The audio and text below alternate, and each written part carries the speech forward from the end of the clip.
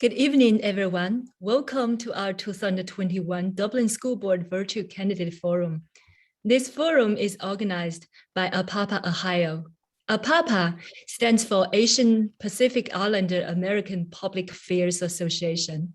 It is a nonpartisan and nonprofit 501c3 organization with a mission to inspire, engage, and empower API Americans through education, leadership, and active participation in civic and public affairs. APAPA Ohio is the chapter in the state of Ohio. To learn more, please follow us on Facebook at APAPA Ohio. For tonight's event, we thank APAPA youth leaders for designing this wonderful flyer. We are also grateful that all 8 candidates accepted our invitations, and 7 of them will be with us tonight. Unfortunately, Diana Rigby couldn't make it tonight due to previously arranged family obligations. We're also very grateful to have Professor Chao, who graciously accepted our invitation to be the moderator of our forum. Professor Chao is an associate professor of math education at the Ohio State University. His research involves making mathematics learning innovative and intuitive, particularly engaging students and teachers to fully see themselves as mathematical humans. He is a former middle school teacher and Dublin parent of 3 children at Carl Middle School and Wendell Elementary School. Without further ado, let's welcome Professor Chao. Thank you very much. I'm excited to be here. I want to thank APAPA for hosting this forum, and thank you to all the 8 candidates who graciously responded to APAPA's invitation, even though one of them couldn't be here because of a prior family commitment. So yes, my name is Chao. I am a professor of education at OSU. I'm not a member of APAPA. I'm actually here as an impartial Dublin parent and member of this community, and I'm honored to be able to make this event happen for APAPA. So just a few ground rules. For all the participants out there, if you have a question, if you look on the bottom of your Zoom screen, you should see a Q&A feature. You can go ahead and use that to ask questions in which the candidate will answer near the end when they have a Q&A time. And for each candidate, we have a series of questions that APAPA has put together. You'll have 2 minutes to answer each question, one at a time. And because I'm a mathematician, I've gone ahead and placed all of you in random order for every question. And we'll be placing those orders in the chat for you, okay? So I think we can go ahead and start. And I think the questions are in, if the questions aren't in the chat yet, I'll go ahead and put them in here. So the first question is just to introduce yourself. So let me go ahead and put that in for everyone to see. Please introduce yourself, how you're affiliated with Dublin City Schools, your qualifications for serving on the school board, and why you're running for this position. And I'll put something I've worked really hard on is the order for the questions. So I think this first one will go in this order with Tiffany De Silva first, Lindsay Gillis, then Imran Malik, Lynn B. May, Sherry Streicher, Ted Sun, and Rick Weiner. And please let me know if I'm mispronouncing your name or saying anything incorrectly, okay? So I think we can go ahead and start. So I'll ask that question to Tiffany. And Tiffany, if you don't mind unmuting and go ahead, you can answer the question and check this out. I'm gonna set a timer. Hi, I'm Tiffany De Silva. I'm excited to be here tonight. I'm a licensed social worker. I'm a longtime district volunteer and a proud Dublin parent. I've lived in Dublin with my husband and 3 daughters for over 12 years, and I've been volunteering in the district for almost that entire time. I have 2 daughters at Scioto and 1 at Davis. And I am running because, well, I will tell you a little bit about myself since I have a little bit of time. So like many Dublin residents, I moved to Dublin because I value good schools, I value rich diversity, and it's a beautiful city to live in. I'm originally from Kentucky. My parents grew up in southeastern Kentucky and coal mining country. And if you're familiar with that, you know it's an area of profound poverty. My mom was one of the first of her siblings to go to college, and she instilled in me the importance of education and the importance of service.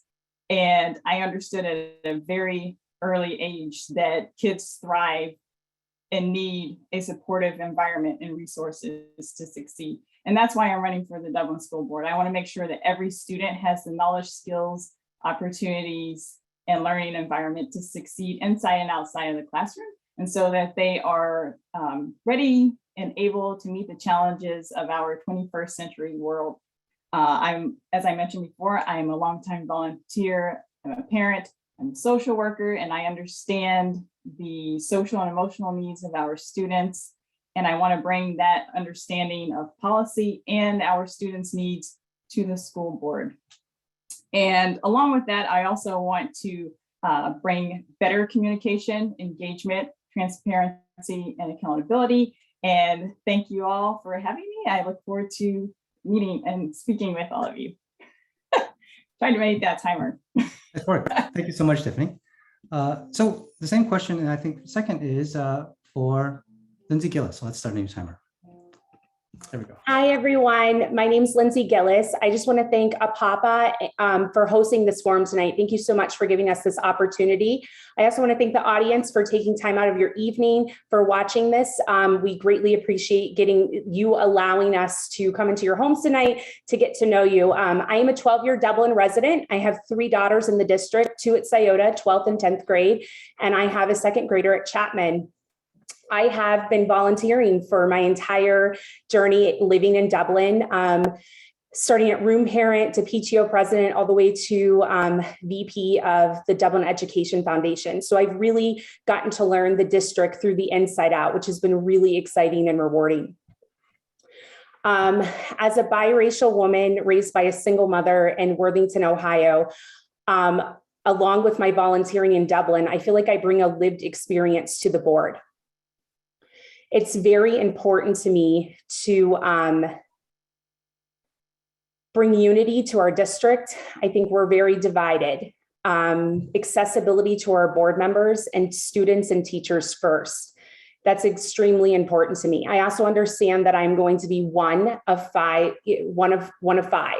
And I don't want everybody to look like Lindsay Gillis or be Lindsay Gillis. I think opposing views and different thought processes are important, because my goals with being on school board is to represent every single student. So if everybody thinks like me, then we're missing people. Thank you so much for your time, and I look forward to diving deeper into these questions tonight. Thank you very much, Lindsay. So next on the list is Imran Malik. So let's go ahead with the timer started. All right. Thank you, Teddy. Can you hear me loud and clear? I'm sorry. For some reason, the screen timer is frozen, so I'm not sure if you're able to hear me well or not. It looks like there's a little bit of cracking on my part.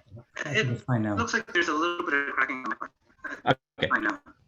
All right, now I'll go ahead and get started. All right, so my name is Imran Malik, and thank you, APAPA, for hosting this wonderful event and bringing everybody together and giving an opportunity for us to share our thought processes and our candidacies. My name is Imran Malik, and I'm actually an immigrant student. I'm a first-generation immigrant who came here to the country in 1996 as an international student from Bahrain. My parents are from Pakistan, and I grew up in Bahrain. That's where most of my early education was done. I've been here in the middle of 25 years. My wife, 3 wonderful children. Our oldest one graduated from Dublin School last year, and he is attending OSU State this year. And our middle one is a junior at Dublin School, and the youngest one, she is a 7th grader at Davis. We value education, and we believe we have a very strong foundation as of education in Dublin School District. And my candidacy and my outlook and my attitude is to build upon that service platform that we already have and take it to the next level. My candidacy is to serve each and every child, so no child is left behind. All 70,000 students in our district are able to benefit from the solid education that we have already established and take it to the next level.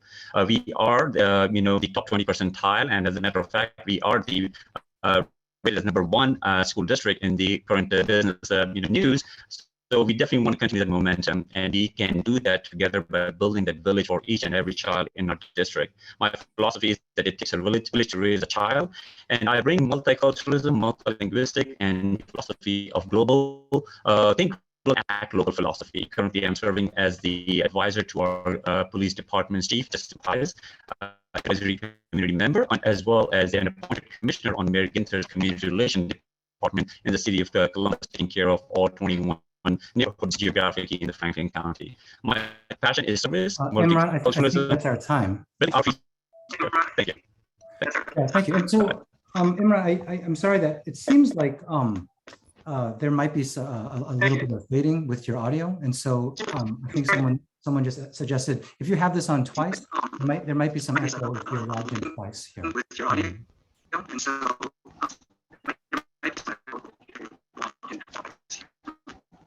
But why don't we go ahead and move on? And so I think the next person is Lynn B. May. So I'm going to ask you the same question. And let me set the timer.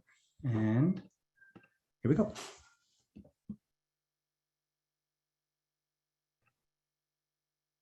Oh, you're muted, Lynn. Here we go, sorry. Good evening, everyone. I'm the mother of 3 adult children, products of Dublin City Schools. We moved here from Connecticut 30 years ago. Immediately started volunteering in the classrooms to help my children adjust to the move. That led to working on bond and levy campaigns for a while. Shout out to Deb Papish for continuing that good work. I was PTO president at Bailey, then Kaufman, and when my children got tired of me being in the buildings, I ran for school board, where I've been for 16 years.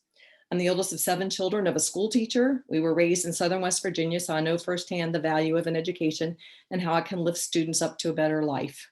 Our own 3 children graduated from Scioto, Jerome, and Kaufman high schools, and we never moved, just redistricted. All 3 of our high schools offer the same opportunities and wonderful breadth of curriculum because our board has encouraged it since I've served over the years. Hence one high school handbook, and I stand proudly by that.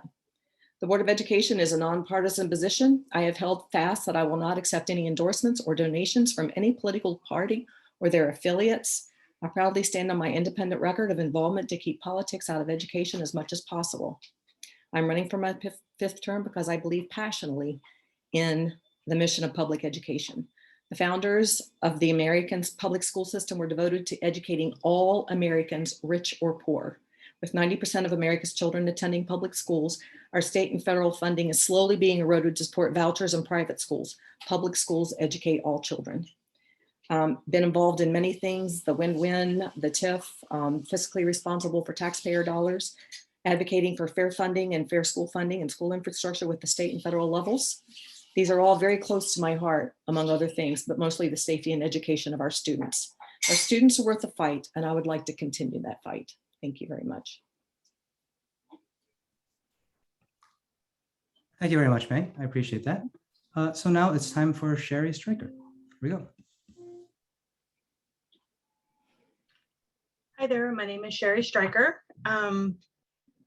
Thanks for having me on tonight. I appreciate it. I moved to Dublin, Ohio in 2011 with my husband and our boys. Shortly after we got here, we separated and the boys had already started school. 3 of them, of the 4, had already started school here in Dublin. And within 2 weeks, I was convinced that Dublin is where we needed to stay. I grew up in Maine. We lived in Maine, Vermont, Florida, Pennsylvania. We moved around a lot. I saw a lot of different school districts and Dublin was incredible. My twins, who are my youngest, were in 2nd grade at Bailey. And within 2 weeks, Tracy Guerin and Linnea, who's now Linnea Hensel, who had my boys, both came to me and said, Sherry, your boys are functioning at a middle 1st grade level. We have a lot of work to do to get them caught up. And I was thankful and appreciative that they recognized that early on. And by the end of 2nd grade, they were on point for where they should be here in Dublin. And that just was a very eye-opening experience for me. Not that the schools that we had been in the past were bad, they were just not at the same level that Dublin is at. And then my other son, Jesse, started as a freshman in Kaufman back in 2011. And he had been a straight A student. He's really, really smart, very introverted, but really smart. And he had been bored with school up until we moved here. And then within 2 weeks, he was a completely different kid. He was telling me how engaged he was, how his teachers were at a different level than he had experienced. And he felt like he had found his place, which as a mom, when you have a son who doesn't feel like he connects, or a child of any kind that doesn't feel like he Thank connects. you, Sherry. I think that's our time. I appreciate I'm your sorry. answer. No problem. Okay. Okay, so now we're going to move to Ted's son, and same question. Let's set the timer again. Here we go. Great. Thank you very much for hosting this APAPA, and as well as the 300 plus amazing people who's making time to listen to this and engage in this incredible process.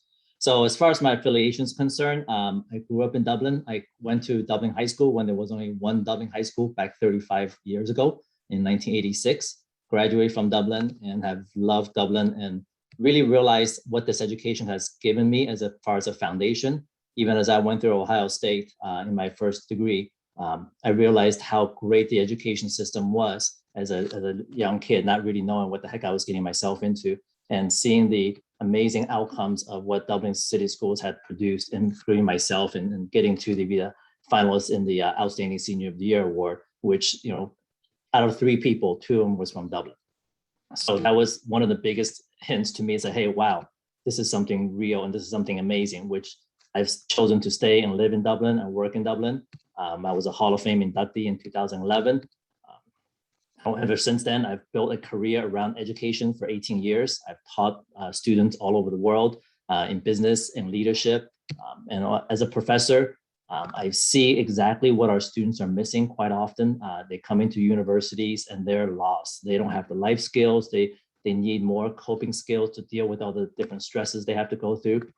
So as I look at my kids, the minute my first daughter was born, I said, I need to get back in and get on the school board and contribute and make sure that this great education that I got to experience is also something that they will experience, and hopefully even better than what I've experienced moving forward. So that's why I'm a part of it. I see myself as someone who's going to unite the community, talk to people on all sides, regardless of where the surface level of comes from, whether it's mask mandate or non-mask and so forth. It's about people, and it's about uniting our community to grow together and learn together. Thank you. Thank you very much, Ted. Okay, so the final candidate for the first question is Rick Weiner. Let's go ahead and get the timer started again. And there we go. Well, good evening, everyone. Thank you, APAPA, for hosting this forum. I really appreciate the opportunity, number one, to provide information to the voters so that they can understand what's going on with each of the candidates. And thank you to other candidates. I'm very impressed with them. I continue to be impressed with the other candidates. And no matter what the decision of the voters on November 2nd will be, I'm sure Dublin City Schools will be in fine hands. I've been in education 38 years in various forms. First as a teacher and then as an administrator, and the last 8 years on the Board of Education, and I am seeking re-election. One of the reasons that I feel it's important to serve on a Board of Education is to provide service to my community. Throughout my life, that's been an important theme, and I certainly wish to continue that. I think I've done a great job in every position that I've been in. There's been increased achievement by students, increased socialization. It's been fabulous experiences, a lot of those years in Dublin, my last few years in Dublin with Carr Middle School. And I was happy to retire as the principal of the highest achieving school in Ohio. And I bring that kind of passion to the Board of Education and hope for it to continue. Thank you, Teddy. Appreciate that, Rick. Thank you so much. Okay, so that's the end of our first question. And so now we're going to move into our second question. And I'll put it here in the chat so everyone can see it. Question 2, what are your top priorities for Dublin City Schools? What is your vision for our district? And the order for this will be the same order, just backwards. So here's the order. So Rick, you get to start this time. Okay, so I'm going to go ahead and start the timer. Okay, I get to talk a little bit more. Well, thank you again for the question. One of the most important things that we need to do at this point is to address COVID gaps. I think that as we go through this pandemic and address all the things that have happened with that, what we're seeing is gaps in education, gaps in socialization, just things that happen when you don't have an opportunity to get together with in-person schooling. And so as we've gone through this pandemic, I've tried, number one, to try and get kids in as safely as possible into our schools. You know, you can never be 100% certain, but we've tried and set a policy where we can try and get kids in the most possible. The biggest things that I see in terms of the deficits and gaps is reading. We're seeing a lot of reading gaps in our schools, and I know that they're doing a lot of work to try and identify those students, and whatever support I can give on the Board of Education, be it hire some more reading teachers or redistribute our supplies, whatever we need to do, I think that's probably the number one goal to address those gaps, because if you address gaps in reading, you address gaps in all areas. The other thing is socialization. We've added a lot of help through mental health specialists and additional guidance counselors and different things that will help with socialization of students as they come to school, because they've been at home. They've been at home and they haven't had a chance to interact with kids. They don't, some of our kindergartners don't know how to eat lunch, and that's going to be interesting in the next, when we start our Eli program in the coming weeks, having some of those kindergartners even eat lunch at school. But I think those are my main priorities as we move forward. Thank you.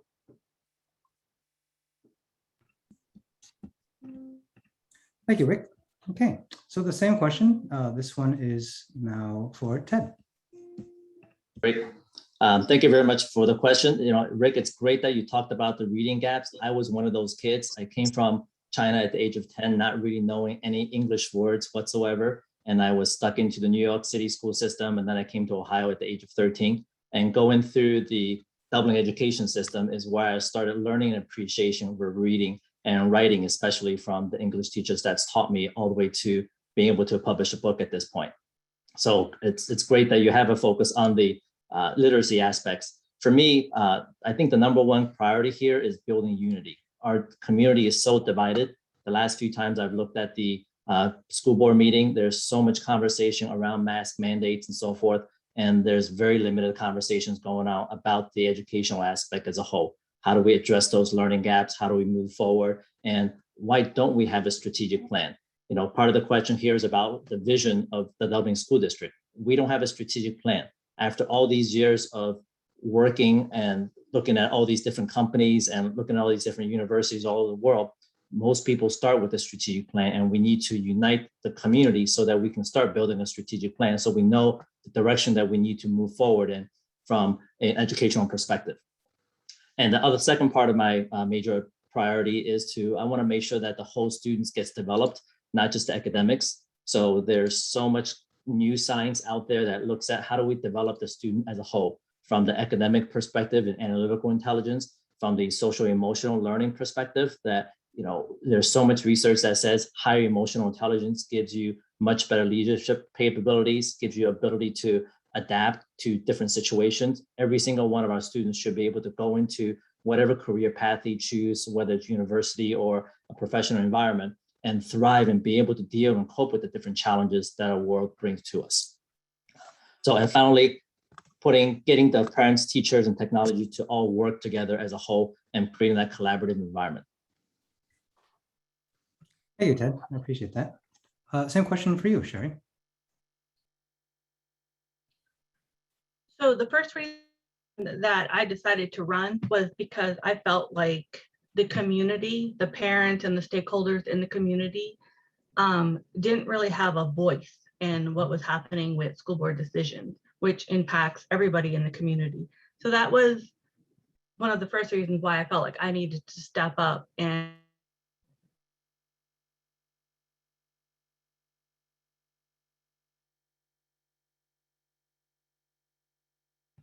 Is that just on my end, or is Sherry frozen for everyone else? Okay. Sherry, I think you're frozen. Why don't we move to another person until your video comes back? Sorry about that, Sherry. But our kids should never know what the teacher's affiliation is, how the teachers vote or what their thoughts are. Our kids should never know what that is. So that's like the second thing that's really important to me. The communication and transparency, that's the biggest thing for me. Hey, Sherry, I just want to pause. You frozen in there a little bit. So do you want to just start from the top? Okay. So the first reason that I decided to run was because I felt like parents and our community did not have a voice in what was happening with the school board.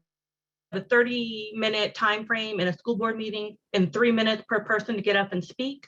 And that's just not enough time to convey any concerns that you have. The only other option is to email the attendant or the school board members or the principals.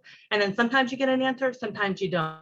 That was the first reason why I decided to run, because I felt like that needed to change. I think the content of our curriculum really needs to be defined, and the context in which it's taught. That needs to be an open thing that any parent or community member can look at and see, okay, this is what is learning in school. I think that should be really defined, and the resources that they're using should be easily accessible. And then the financial accountability. Dublin brings a lot of money in. We pay a lot of money in taxes, and there are a lot of generous people in our community that contribute to our schools. And I think that needs to be a little bit more transparent. So for me, the transparency and the communication is really important. And I've heard from a lot of people who don't feel like they're heard or that their voice matters. And that, to me, that's really important. And that's why I am doing what I'm doing. And I'm good. Thanks. Thank you so much, Chang. Okay, the same question for Lynn. Yes, thank you. Actually, Rick said it very, very well. I couldn't say it better. The learning loss from COVID across all levels, especially reading and math, spot on. There's also the socialization issue, the learning to do lunch. So many things that the kids don't know how to do. Some of them don't know how to, get in line, working on that. So all around, number one is the students. Number two is keeping the students safe, keeping our mitigation strategies for COVID and doing everything we can. I know it's not always easy for everybody because it's difficult to build consensus when everyone feels that they're right. And it's nice. It would be nice for people to be able to look each other in the eye and listen to what's being said so that we can keep working together to keep our children safe. And then third is holding on to what we have. We have so many good things here in Dublin schools. Nothing's going to go out with the bathwater. We are the -- school district in Central Ohio. We're the #3 school district in the state. We are #1 in the nation for where teachers can teach. I think that was that one. We have a Blue Ribbon High School in Jerome. We have a lot of good things going on here, and we have a lot of good stories to tell. So I stand up for everything that we're doing that's good, because we are doing a lot of good things. My vision is to help build consensus, period. We need to work on building consensus, and everyone just needs to look each other in the eye, please. And I think a strategic plan may be coming. That's our thought coming forward. So thank you very much. Thank you, Lynn. And I apologize if you can hear my daughter practicing piano in the background. Same question for Imran. Thank you, Teddy, for bringing that question. And I wholeheartedly agree with much that has already been said. I'm running because I feel like, we have a lot of blessings to count for, and we can always improve. We have a very solid foundation in our school culture, but, definitely there's always room for improvement, and we can always do that job better when we are all in togetherness and in collectivism. My focus is definitely to bring every child, the best education system, as well as the best opportunity to learn, so they are ready for a globalized village when they are stepping out on their own, whether they go to college, whether they go to working life, or whether they just start their life in general. I want to make sure that our children are having the best exposure of that globalized village concept, and they're ready to get engaged in that. And through technology, and definitely the COVID has been very tough, on all of us. It has exposed our weaknesses as a society and many process weaknesses as well. But I think if we keep working together and have, each other's trust, build a culture of, deliberate social deliberation, we can definitely move forward. And historically, we have proved as a nation and as a community that, we are resilient. We have perseverance that will always come to our aid as a fruitful opportunity. So that's my focus, that we have to build and create a village and in our ecology in Dublin Irish community that will serve each and every child. Unfortunately, we live in a democracy system where 51% is majority. We have to come out of that mindset. We have to look into 100% when it comes to our children, that how we can serve them better and better prepare them. Because we're not preparing just the student or children of tomorrow, but we are preparing the leaders of future. In 5, 10, 15 years down the road, these children will be the decision makers and the policy makers for our communities and our ecology and our nation. So we have, that's my mindset, that we have to empower them, enable them, and prepare them. Thank you. I know my time is up. So. Thank you, Imran. And it sounds like your audio issues are much better. I appreciate that. Okay. And Lindsay. Thank you for the question. My vision and goals have evolved since I started this journey in October of 2020. I wanted obtainable goals. So I would say that the top 3 things that are important to me right now while running, and something that I think that we really can get to, are putting our students and teachers first. I believe that when we're supporting our teachers, we're supporting our students. It's very important to me. We have phenomenal teachers in Dublin City Schools, and we need to be supporting them. It really supports our students as well. Secondly, unity. I think it's been said many times, we're divided in many ways. And I think that I've learned the district through a different lens, being a real estate agent here in Central Ohio. And I just really feel that we need to start somewhere. It really should be coming from the top, raining down, but I don't care if it starts in the middle or at the bottom. We just need to start bringing our district together, because no one should be afraid to send their kids to one school versus the other. It's something I deal with every day when helping clients find homes in Dublin, and it's just not something that's true. The narrative has to change. We've got to unify the messaging. Last but not least, and just as important, accessibility to our board members. When deciding to run for this seat, I very much aligned who would I want to represent my children. And I didn't sign on and put myself out there until, thanks COVID, my husband is home and not traveling. And so that's really helped our family. And so the greatest part of this journey has been connecting with our community. And I want to be as accessible, not just through an inbox, but out in person, listening to everyone, even when we differ on opinions. It's very important to get all of our voices. Thank you so much. Thank you, Lindsay. Okay, and finally, Tiffany, same question. Hi, thank you. So my priorities are, number 1, to build community and regularly engage with students, teachers, families, and community members so that I can create, or as a district, we can create collaborative partnerships so that everyone feels welcome and heard. I've been on many different district-wide committees, PTO, all kinds of different activities in schools. And I typically see the same people, and I want to be able to reach out and bring in some new voices or voices that aren't often heard. And as others have mentioned, we are a divided community right now.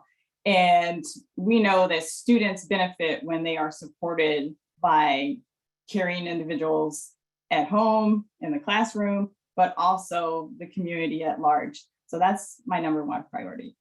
My second priority is to ensure high expectations and excellent academic opportunities for all students across the district, and while also practicing good stewardship and accountability. So making sure that what we're doing actually is working for our students, and that all of our students have what we call the Dublin difference, that all of our students really have the opportunity to engage in everything that we have to offer.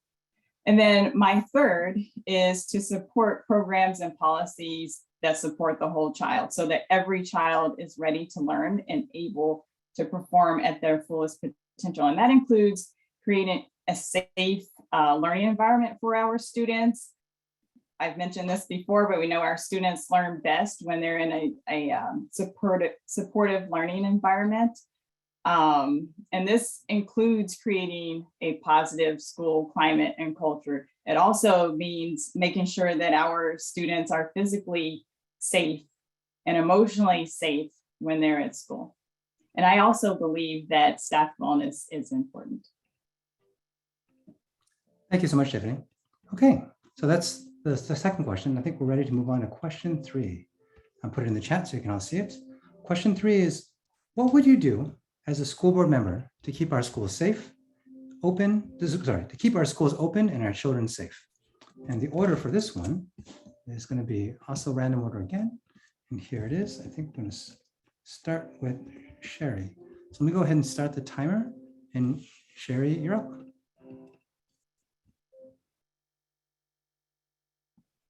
I was just disconnected and I didn't see the questions or hear the question. So let me go All right. back. In what way is our community divided? How would the candidates address it? What was the question? Sorry, the question should be question 3. What would you do as a school board member to keep our schools open and our children safe? Keep our schools open and our children safe. Okay, so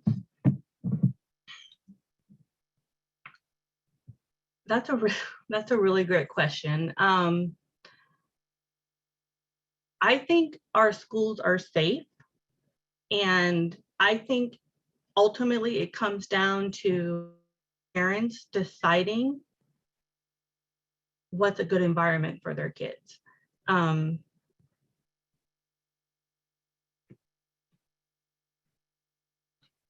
I really think that's the bottom line. I'm not going to go on how divided that topic can be, but I think it comes down to what a parent's decision is for the health of their child, and everybody can make a decision for their own family, whether that is being in school or not. And if we're talking about our current situation with masking, I think that is something that each family should decide for themselves. And then we go from there. So I think on that right there, that's my answer on that. Thank you, Sherry. Yeah. Same question now for Ted.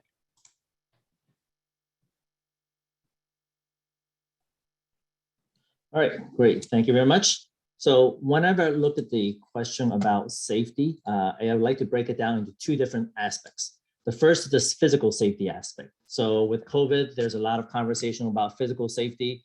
There's a lot of politics around it. And I think the most important part is we need to look at the science to tell us exactly what we need to do, whether it's the national data set, and also the local data set, whether how we look at the data from a scientific perspective and not jump off into the political aspects of right and wrong and this and that, and just really look at the science of it. There's so much miscommunication or misinformation out there right now about the science of what is going on. And we need to get back down to the roots of where is the science coming from? Is it from a political dimension, or is it actually the hard science that we need to look at so that we make sure our children are going to be physically safe from a scientific perspective? The second dimension of the safety aspect is the mental side. Being an organizational psychologist, I look at the level of burnout, I look at the level of mental challenges that all of our children are facing. Having regular conversations with my neighbor who's a pediatrician, she's facing up to 1/3 of her visits with children dealing with some type of mental health, depression, anxiety, and she's having to issue a lot more antidepressants than she's ever done before. So mental health is a huge challenge in this pandemic environment, and we really need to focus on going forward to helping teachers and parents identify the mental health challenges and make sure that we heal the children before more serious situations can happen. And then from the open perspective, keeping our schools open, there's so many systemic dimensions to look at that. Will we have enough teachers who are safe enough to deliver the education? Are they burnt out? Are they ready and willing to engage in the meaningful education that's necessary? Do we have facilities so that we can make sure that our children are safe within those environments? I mean, there's so many different aspects to looking at keeping our schools open, making sure the learning can happen on a regular basis. Thank you. Thank you, Ted. Okay, same question now for Rick. Thank you for the question.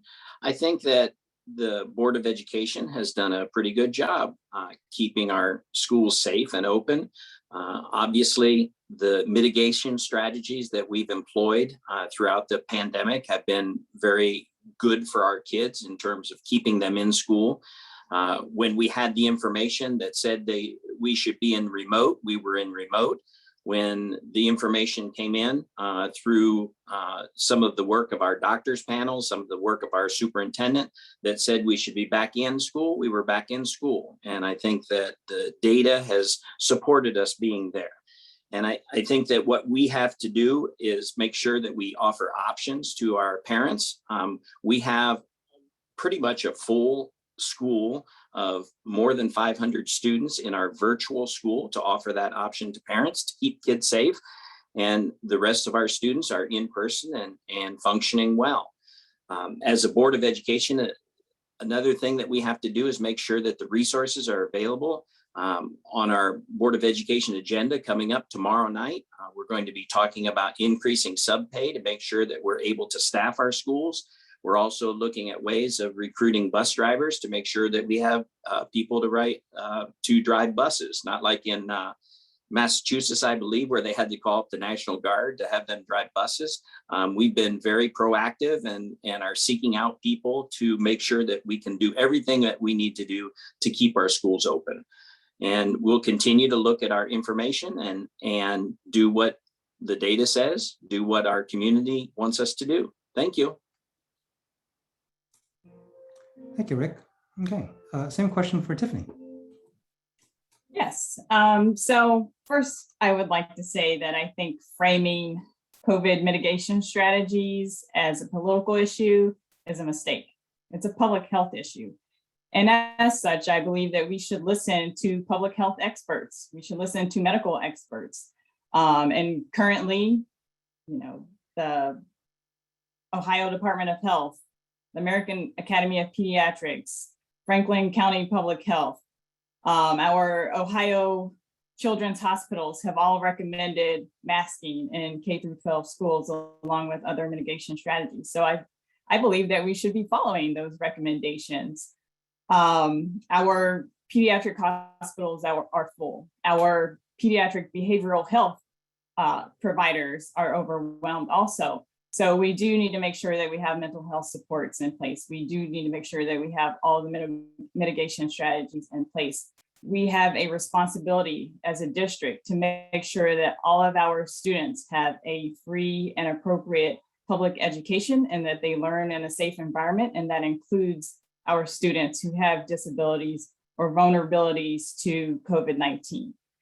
And telling them they need to do remote learning is not the least restrictive environment, especially when we have not done all the mitigation strategies that we can do.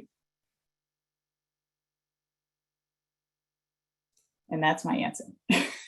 Thank you. I appreciate that, Tiffany. Okay, and then next we have Lindsay. Thank you, Teddy. I come from a medical family background. Every woman in my family is an RN, except for me. I failed that family line somehow. I believe in masking. It's something I grew up with. I believe in science. I believe in the experts that are out there telling us what's happening. I don't think it's really important. Gosh, I'm really passionate about this topic, so I'm trying to gather my thoughts. And like that timer is just really, it's creeping up on me, Teddy. Let's see. I want to keep my kids in school and I want to keep my kids safe. I want to keep everybody's kids in school and safe. What we learned last year is masking worked. My teenagers suffered greatly with mental health. It's just not something we can go back to. So if a mask is what keeps our kids in school, they're benefiting socially and emotionally, and that's what we need to do. This is a public health crisis. This is not some made up conspiracy on Facebook. I greatly appreciate what the board has done through K through 8. I would love to see it followed in other aspects, but I am going to leave it at that. I don't want to see anybody's kid sick with anything. And this is just the background I come from. I get a flu shot every year. My family's worn masks forever for many different medical things. And I commend Dublin for what they've done so far, and we need to keep adding to that. Thank you. Thank you, Lindsay.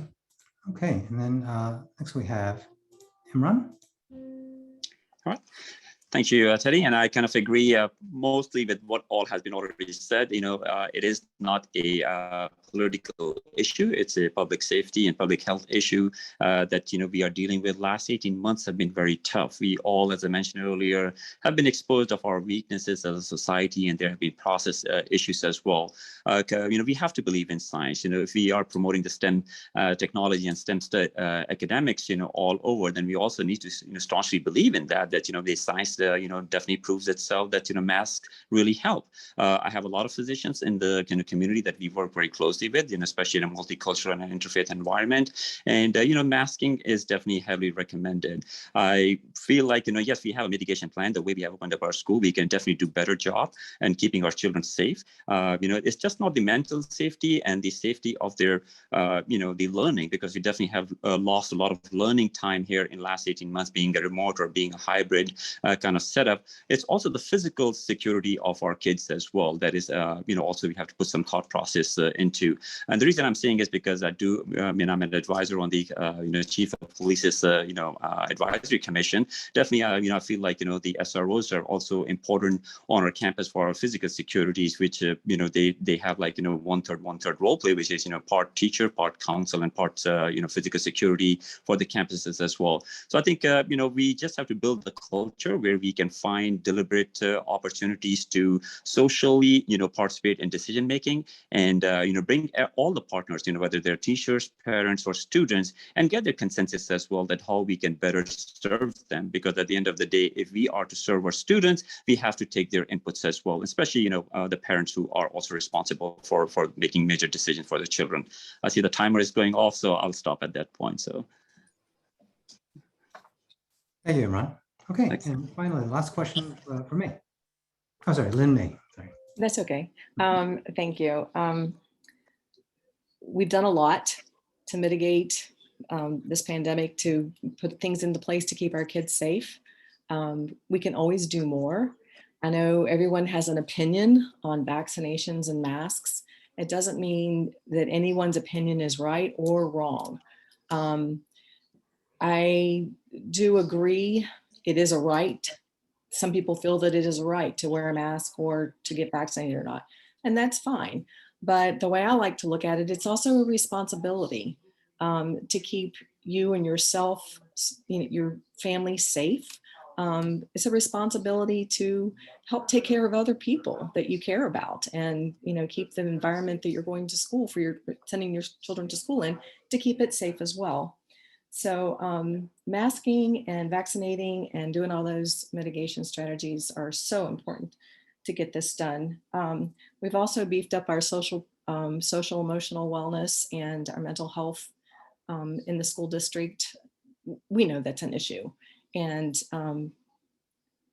our kids can't learn unless they feel safe and they feel that they're able to handle walking into the classroom, and they feel that they're going to not get sick. So it is very important, the social emotional part as well. I wish we could all just, like I said before, look each other in the eye and say, come on, let's do this, guys. We're very fortunate to have a high vaccination rate here in Dublin, and that is helping us. That's helping carry us. And we do listen, as a board member, we listen to all the facts and all the numbers, everything we read ad nauseum. You have no idea. We read a lot. So we feel that we make strong decisions based on that. Thank you. Thank you, Lynn. Okay, so that's the end of question 3. Let's go ahead and move to question 4. I'm going to paste this in the chat. It's a little bit long. The question is, over 20% of Dublin City School students identify as Asian or Asian American.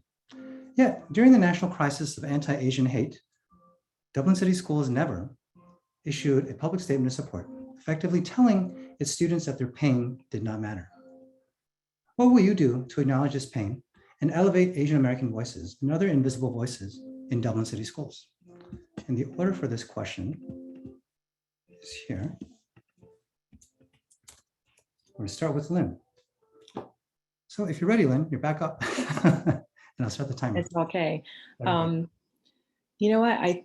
For some reason, I thought that was included in our other, we did a resolution to end racism, et cetera. And I thought that was included in that. I apologize. I will look more into that because this is very important to me. When Dear Dublin came around and it was, kids were hurting. Our community was hurting, and there is no room. There is absolutely no room for any kind of racism or any student to feel pain in the classroom. So when Dear Dublin happened, I said, we need to listen to our students. So we went around to the high schools and we listened to the students. And from that, we advocated for a director of DEI, which we used to have, but this is going to be more important. We urged the director of DEI the position be filled, and along with some liaisons for subgroups that could benefit from that additional support. And thrilled to say that Dr. Bernice Hamilton will be doing a presentation Tuesday for DEI at our board meeting. So that is not something we take lightly. There is no room for bullying. There is no room for hate, period. Thank you, Lynn. Okay, and same question to Imran. Thank you, Teddy.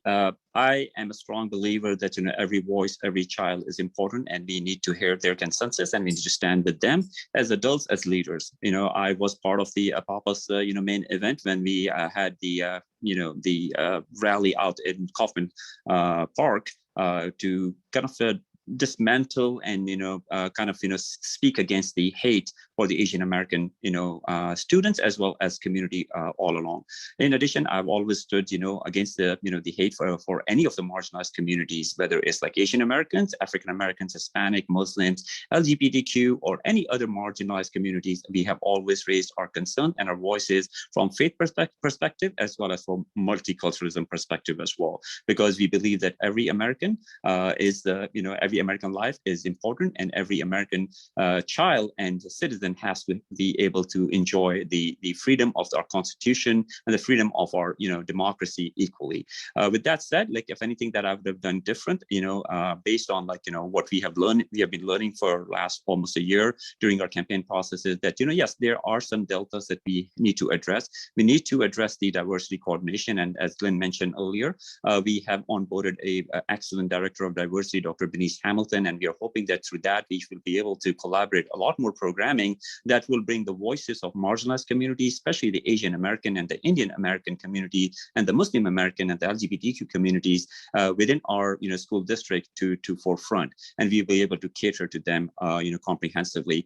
At the end of the day, as I said, we are unfortunately living in a culture where 51% is the majority in our democracy. We have to look past that. We have to look into 100% when it comes to our children and serving and catering to their needs and their wants. We are, we have the expertise, we have the resources, and we can continue to move forward if we can build those collaborations and partnerships. And I'll stop. The timer is up. So thanks. Thank you, Imran. Thanks. Okay, and same question to Lindsay. Thank you for the question. I would say that was a miss. If anything, anybody learned anything from Dear Dublin, it's heartbreaking. It put me right back into high school, and we haven't grown very much. It's not as much as people think that we have. The students have spoken, and I'm seeing very little change in that direction. I think that we need transparency. We need to be supporting our teachers and students always. And when we're not calling out things that are wrong, we are not supporting them. Every person that walks into a DCS building needs to feel supported and safe. That's truly the bottom line. And part of that is accountability, owning that we are human and we make mistakes, and working hard to fix whatever our errors, bringing it to light and fixing it. Thank you so much for the question. Thank you, Lindsay. Okay, same question for Tiffany. Yeah, so I agree. I think it was a missed opportunity this past summer to not issue a statement, especially when we had students at, Dublin City School students who were organizing efforts around the anti-Asian hate this summer. And a statement would have helped to build that community and show support for our students and our parents and families. This prior summer of 2020, when the Dear Dublin Instagram page came out, I provided an opportunity for our community to come together and discuss some of those issues. So at SIOTA, I'm PTO president at SIOTA, and I'm past PTO president at Davis. And we created a Irish Nation DEI forum for parents of both schools to come together and talk about how they could, what are their issues and their thoughts around issues in our schools, and just giving them a forum to be able to communicate with administrators and just be heard.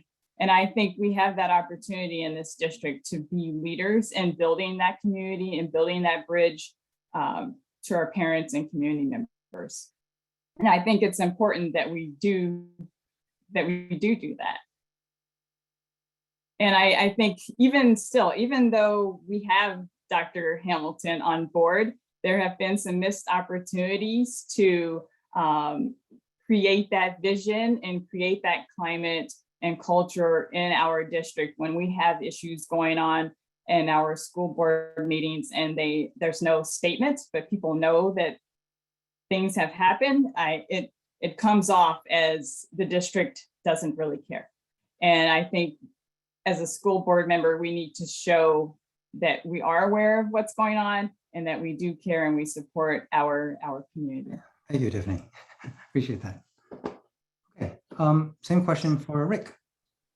Thank you very much. I have to agree with Imran. I think we have a really good district, but I think that we can always improve, as Imran said. Could we have specifically addressed the Asian population and the violence? We probably could have and done a better job there, but did we call out the trials and tribulations of all populations through our statement of support after the George Floyd incident? We did, and that addressed all populations, not just the Black lives, but every student, because we want to welcome every student into our school.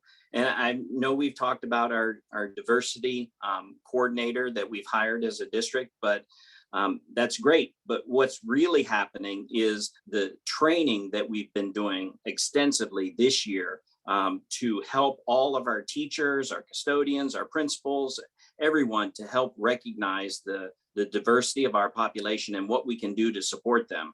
So we're not perfect, but I think we're improving and doing a good job in that area.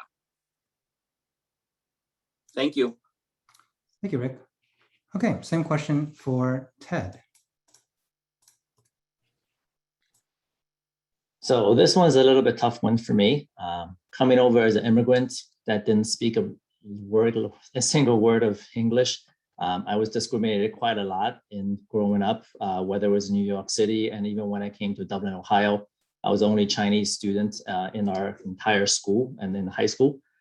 So, I've personally experienced it, and I've always been a fighter against discrimination, making sure that nobody is discriminated against, regardless of their race, their color, their gender, whatever demographics. Every single person should be seen as a unique individual and not be categorized into one or another. And as far as acknowledging the pains of it, yes, it's extremely painful. I've gone through my childhood dealing with that, and all the way until I got into late in college, that I really embraced my own ethnicity just because of all the discrimination I felt and experienced in my life. And even though today, even getting into this political race, I'm not a politician, I'm an educator, and I see different types of discrimination happen just because of whether I'm Asian or whatever that may be, and it's inexcusable. So, whatever we can do to make sure that doesn't happen within our district. And as an educator, I look at this not just from a mere training perspective. There's so many training programs out there about diversity, equity, inclusion, and most of them are, certificate programs. You take an hour, you pass a test, and boom, here you go, everybody's certified. That's a load of crap. If we really want to address the diversity issues here, it happens within the minds of our perceptions. It happens in the minds and how we think through processes and think through decisions that are happening within an everyday situation. So, as a future school board, possible future school board member, I would love to see that training being elevated to the next level where we actually can design development so that every teacher sees in a unique way and empowers every child moving forward. Thank you. Thank you, Ted. Okay, Sherry, same question. Okay, so I have to be honest and say earlier this summer when the Asian hate thing was going on, I was at work and I own a salon. I'm a partner with an Asian woman. And I had to ask her, what is the Asian hate thing? Because I was not aware of that. And, my kids have very diverse friends. There's a lot of Asians. There's all spectrum of people that my kids are friends with. So when I asked her about that, and she's Asian, and we are very open and we talk about things, I did not see that as a problem in the Dublin City schools that we needed to address and make a statement. And if there are people who felt slighted or discriminated against, that's an area that we need to work on as a whole.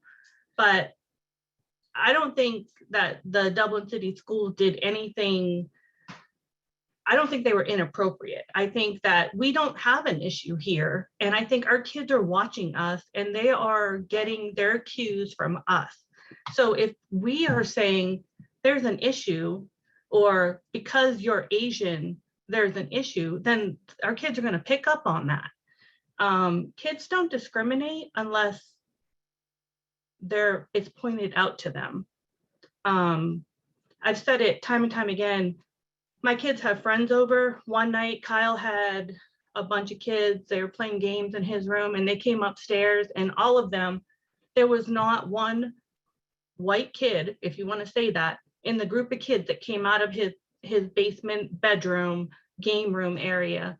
And that's just normal. So if kids are feeling discriminated against, that's something we need to work on.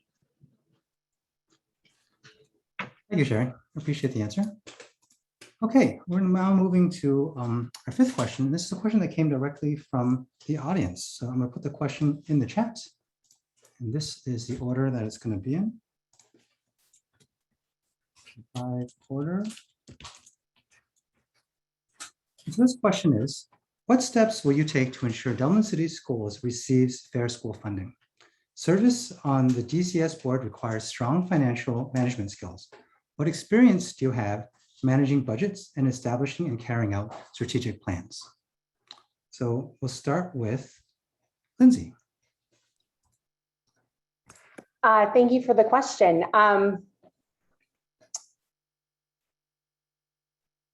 I do not have experiences. I am not a financial manager. I am very thankful that my husband is a CPA and manages our finances in our family. I believe in hiring and surrounding yourself with people who are experienced and you can trust to advise you in this way. And that's what I would do. And that is my answer for that. Thank you. Thank you, Lindsay. Imran, same question. Yes, thank you, Teddy. I have in my personal capacity as a professional, as a program manager and a telecom engineer, I have actually led multi-million-dollar projects and opportunities for development in IT side of the house, and also in my non-professional capacity as a volunteer, as a community leader. I have led multi-million-dollar nonprofit organizations, both locally as well as regionally. So definitely, I bring a lot of expertise from way to control budgets and how we can better perform and better delegate and task orient our programs and activities that are funded by the whether it's an enterprise budget or whether it's a nonprofit budget. So I feel like school board, it's definitely it's considered that nonprofit kind of organization. So I definitely have that expertise to better control, have better financial controls put in place for accountability, for accounting perspective, as well as for creating a transparency with our taxpayers as well. I think one of the aspects that I will definitely like to bring to the school boards culture, if we're given the opportunity to serve, is to have a very clear-cut financial statements readout with our within our school board meetings, if that's opportunity served, or if there's an opportunity to meet with people and also discuss about that transparency in our budgeting as well. Because at the end of the day, there are a lot of questions. We definitely get school board gets about 60 to 65% of our taxes from the residential economy, ecology all over Dublin. So we definitely have to be also responsible for that fiduciary duty to be transparent in our accountabilities, in our financial planning, and also not only when I say financial planning, it's also tactical, which is day-to-day operations, and also the strategical plannings in which we are looking into the expansion or growth or adding new programs and activities for future aspects. So I think I definitely have that expertise. I've done that both in a non-profit world as well as in a for-profit culture. So I definitely feel I'm very comfortable, even though I might have, as a school board member, I'm not going to have to do that myself, but definitely will rely on those expertise to come from the financial reports and the treasurer reports, and they're working with the treasurer as well as the superintendent and CEO. So thank you. Get that answer. Thank you. Okay, same question for Lindsay. For Lynn May, maybe?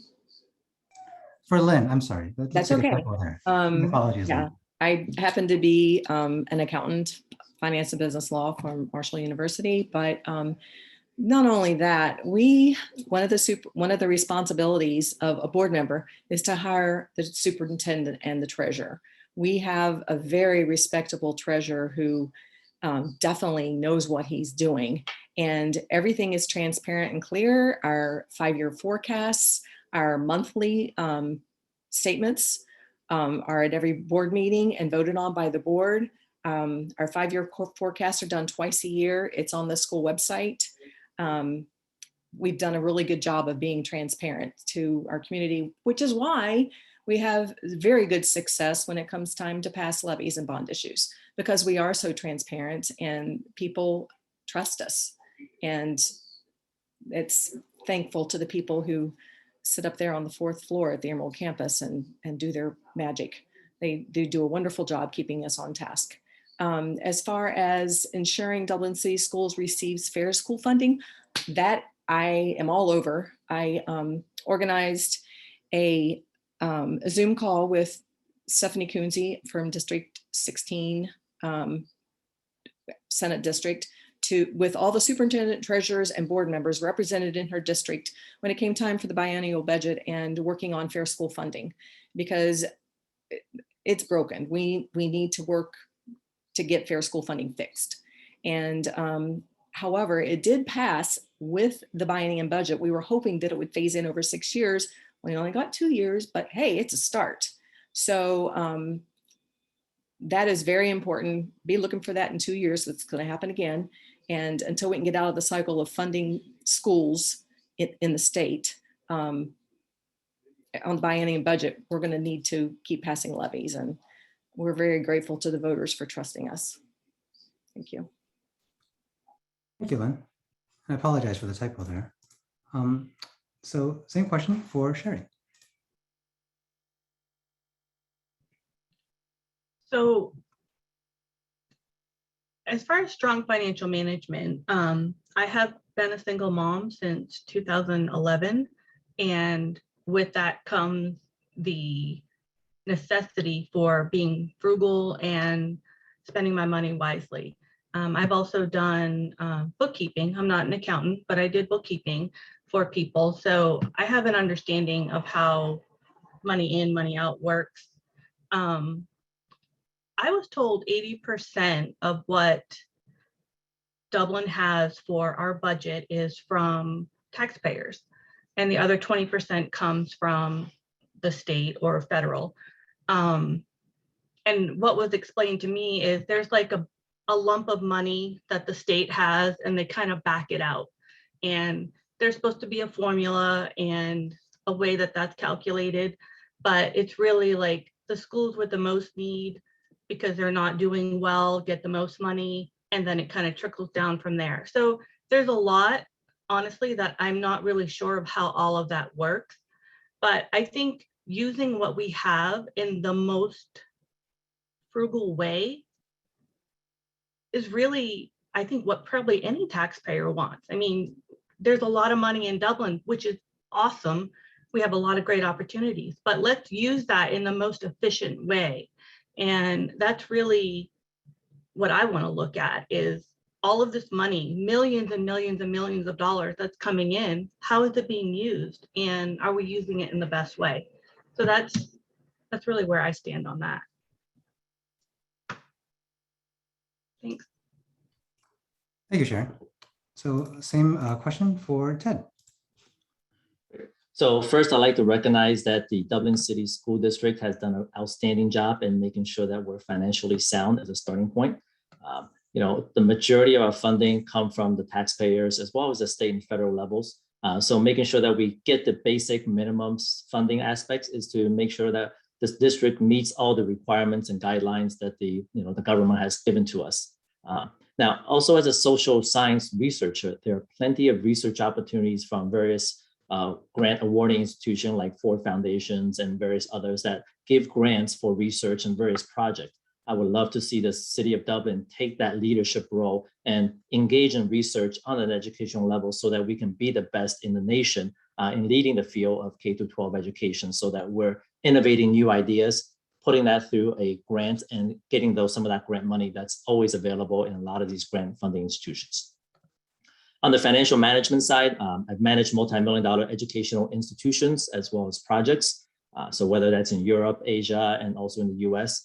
One thing that I'll always look at and challenge people that work with me is that under my management, we never look at the term budget as how much money you can spend, okay? Whether I give you $100,000 or $500,000 in a specific budget year on a specific project, there always has to be some type of accountability and making sure that that money is spent worthwhile. It is not about going into the typical cycle where I've been in when I was in IT. Everybody was always talking about, oh, we have a budget at the end of the year, we better spend it so we get it next year. And they spent so much wasteful money. And when I look at higher education or even the K-12 education, there has to be some accountability structure so that the budget is not a bucket of money we get to spend.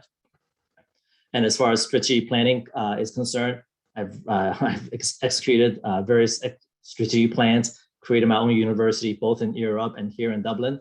I was on the strategic planning committee for a business accreditation body. So I have plenty of experience managing, creating, and implementing strategic plans. Thank you. Thank you, Ted.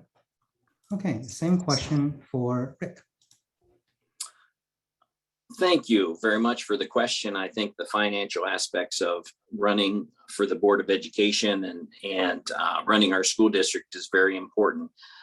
I currently serve as our legislative liaison to the Ohio School Boards Association, and part of our responsibility is to recommend legislation to our Senate and House. And hopefully those kinds of legislative efforts will bring about changes that will help our school district. So I've been actively doing that. I know Lynn also serves on the federal network, and she does the same thing in Washington, D.C. We manage, as board members, we manage about approximately a $200 million budget. And we review the budget every month, making sure that we are on track, and our treasurer does a fabulous job. They've won the Auditor's Award for multi-years in a row for an excellent budget and well-funded accounts. So we're doing a great job with that. Prior to my service on the board, I managed a building budget for multiple schools, and I always did a great job making sure that we had the financial resources to appropriately address the educational needs in our building. So that's really important to me. And I think the last part of the question was, I've been involved in a number of strategic plans in my career, and not only the development, but the implementation of strategic plans. And I think that they can be very beneficial in directing your organization. Thank you. Thank you, Rick. Okay, and finally, Tiffany. Yes. So my background is in social work. My experience with managing budgets comes much from working with nonprofits. I'm on the board of a couple nonprofits. Also, in addition to that, I've been PTO president for 3 years at Davis, PTO president at Sairo. I'm in my second year of doing that. But I also think it's important to be a lifelong learner. So I attended a OSBA conference, just a little workshop this past weekend, and learned about the legislature workshops that they have at the OSBA conferences, and I plan to attend those as well. I think it's important for us to continue to work with legislators to make sure that our district does receive fair funding. And I have already met with Brian Kern, our DCS treasurer, and I've asked him questions about budget and how things are appropriated and the Standard & Poor's ratings and all of that stuff. And I'm sure I'll have many more questions for him, but he's a great resource. And I really look forward to digging into his reports and asking questions. I think that's important if you don't understand something, and even if you do, like, really make sure that you're grasping the finances of the district. I think that's important.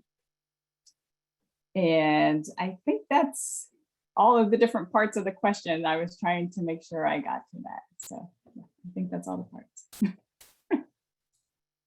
Thank you, Tiffany. And I just want to thank all of you. This has been wonderful for me to just hear all these amazing answers and all the questions that are coming in. You know, these questions we're featuring from the audience and created by the APAPA community. So we're coming to the end. And the last thing I want to do is offer you one last question for 1 minute for any final thoughts that you want to share. And I have a new timer that's only 1 minute now before we wrap up tonight. So we'll start. Here's another random order. We'll start with Ted. So take a second, think, and then give 1 minute to share out your final thoughts. Okay, so just for clarification, for the final thought, there's no question guiding it. You can say whatever you wanted to say. Yep. Okay, great. So first of all, I appreciate everybody's taking the time to join this. You know, as any non-presidential election year, there's always turnout is always a challenge. And the fact that we see over 300 some people sitting here listening or watching, you know, caring about our community is just amazing to see. When I look at the field of education, when I look at how people are being challenged from different perspectives, politically, educationally, there's so much judgment in our environment. And I would love to work with every single person to make sure that everybody feels included. This is why one of the main primary aspects of my campaign is looking at inclusive education, making sure that everybody has a voice. I started a small project called Voices of Dublin that goes to seek the voices of every single individual. I don't really care which side of the fence you're on, whether it's mask, non-mask, and so on. What I want to know is, how do we better our kids' education moving forward, and how do we collaborate to make it better so we have a better future? Thank you. Thank you, Ted. Appreciate that. Next, we have Sherry with just one minute. Okay, so one of the things that we really need to do is come together as a community. There are very polarizing aspects and opinions on a lot of different topics, but I think we can all agree that putting our students first is the most important thing.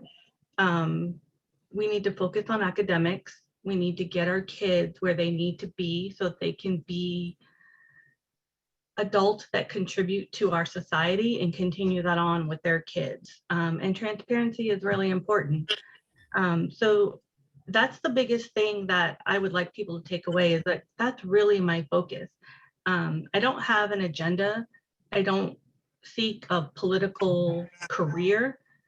I felt a need to step up and be an advocate for the people in our community and our kids, and that's what I'm looking to do. Thanks for your time. Thank you, Sharon.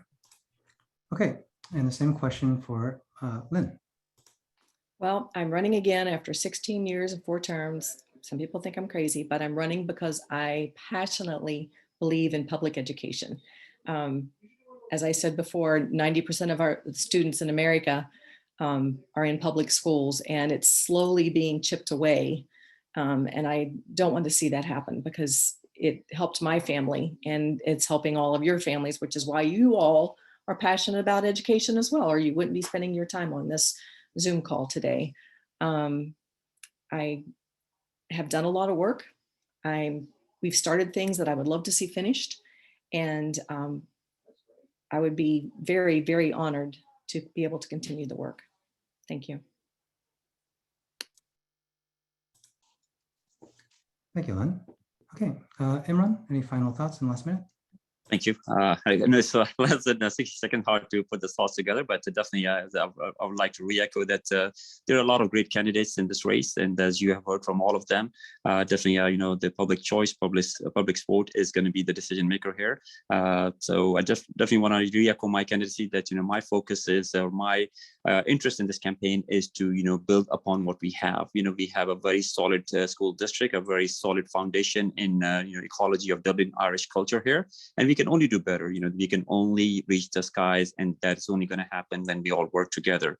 I have a track record of, you know, building bridges and through multicultural, multilinguistic, and interfaith and outreach world, as well as civic engagement and policy making work. So definitely that's you know, what I'm bringing to the table. I'm hoping that, you know, the community can give me the opportunity to, you know, be a servant to them and bring the public servant concept back. And I definitely want to build up transparency and to better educate our children and make them ready for the next globalized village step that they will take once they're done with their school in Dublin. So thank you for listening. Thank you, Imran. Okay, and 1 minute for Lindsay. Thank you so much for the opportunity to speak tonight. We are 36 days away from Election Day, and it's now more important than ever to get to know and understand your choices. You have 3 votes in this election, so thank you so much for your time tonight. I am running because I believe my experience in this district and as a real estate agent brings relevancy to the board and can really prepare to guide our district into the future, to help our children just be prepared to leave 12th grade with a full range of skills and knowledge. It's all about the kids and teachers for me. Thank you so much. Thank you, Lindsay. Okay, and 60 seconds or 1 minute for Tiffany. Yes. So as you all know, I'm a social worker. And when I was a kid, I used to go and get the newspaper every week so that I could read about Wednesday's Child. And if you don't know, Wednesday's Child is foster kids.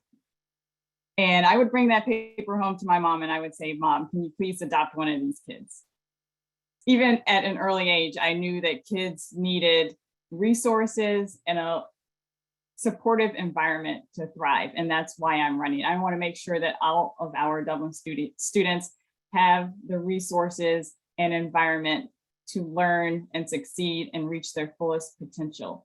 And as a social worker and a Dublin parent and a person who has volunteered in our schools for over 12 years, I feel like I bring a different and much needed perspective to the school board. And I ask for your support in November. Thank you very much for the opportunity to speak with you. Thank you, Tiffany. Okay, and 1 minute finally for Rick. Oh, thank you. I'll be glad to close. For my closing, I'd like to invite everyone to come to the board meeting tomorrow night. And the reason that I'm inviting you is because we are recognizing our National Merit Scholars. We have around 40 National Merit Scholars, and they represent every ethnic group that we have in the district. It's wonderful to see kids perform the way that they perform. And I'm so encouraged as a person that is contributing to our district to recognize those students. So that will be exciting for us, and I invite everyone to attend. I'm running for the school board to try and continue the improvements that we've begun to make, and I'd like to see this vision that I have for the district through. I'd like to see us through the COVID pandemic, and I appreciate everyone's support. I think we have great candidates here. I appreciate APAPA for sponsoring this forum, and please vote for me on November 2nd. Thank you.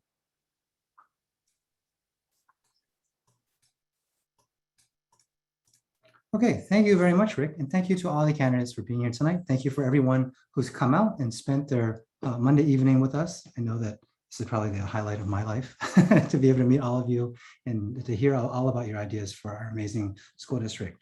There's a few questions that we can answer in the Q&A. I apologize, we didn't get a chance to answer all the amazing questions and the ideas that came through the chat.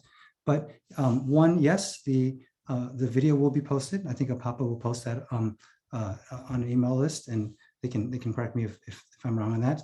And two, all 8 candidates were invited. Diana Rigby unfortunately had a prior family commitment, so she couldn't make it tonight. And with that, I will hand it over back to APAPA to close us out. Thank you so much, everyone. Thank you, Professor Chao. Before everyone leaves, we want to remind you some important dates and rules about voting. First, who could vote? You must be a US citizen, 18 or older by November 2nd, and you would have to register to vote. If you need help to register, please contact us at info@apapaohio.org. Here are the key dates. October 4th, the deadline to register to vote. October 30th, absentee ballots application deadline. To vote absentee, your application for absentee ballots from the BOE, which is the County Board of Election, must be received by noon on October 30th. And then November 2nd, that's the January election day, you would go to the voting station to cast your vote. Polls are open from 6:30 a.m. to 7:30 p.m. Find out the location of your poll station. Early in-person voting actually starts on October 5th. Again, if you have any question on voting, please email us at info@apapaohio.org. At last, a big thank you to all the candidates for being here with us tonight. And thanks to everyone for participating. Good night.